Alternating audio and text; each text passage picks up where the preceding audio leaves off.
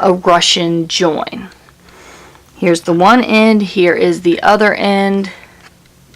Zoom that down a little bit. And what we're going to do is basically we are crossing them like this. Cross them like that. See? Pull that one a little longer just to have it out of the way. And then you want to take and thread your tapestry needle, which I got a really, really big one, so shouldn't be too hard to thread it. Okay. You only need a couple inches hanging over. And then we'll go on the other side of this loop where we've crossed the yarn over. And what we're going to do is you're going to run your tapestry needle down through the middle of the yarn.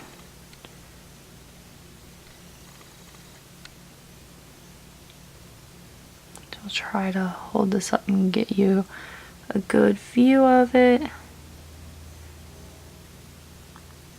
Actually, it seems to be easier to find the middle of the yarn with the more plies you have. This is just a 2-ply.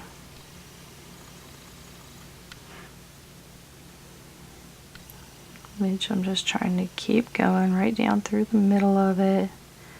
Of course, it's not perfect. We've got a good deal on there. So now what we're going to do is you're actually going to pull your tail through that. And then you just pull that down. Extra yarn. We cut it off. There's the one side. Now we're going to do the other. Thread the tapestry needle.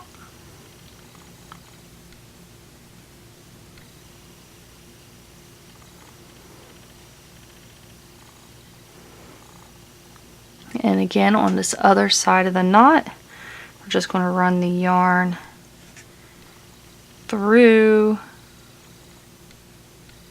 the middle of the yarn.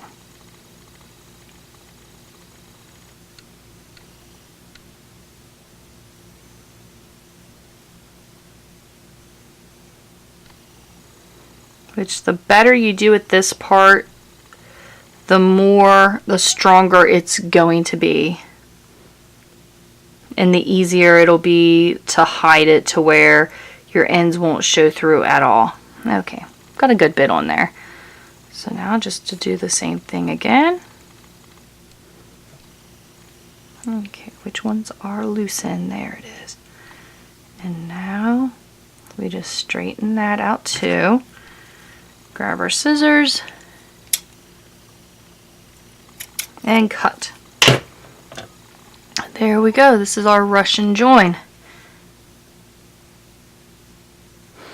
I just happen to be using two same collars here, but let me get this up real close and maybe you can see right here is where the join is. So if you're joining two separate collars, this would be one collar and then this would all be the second collar.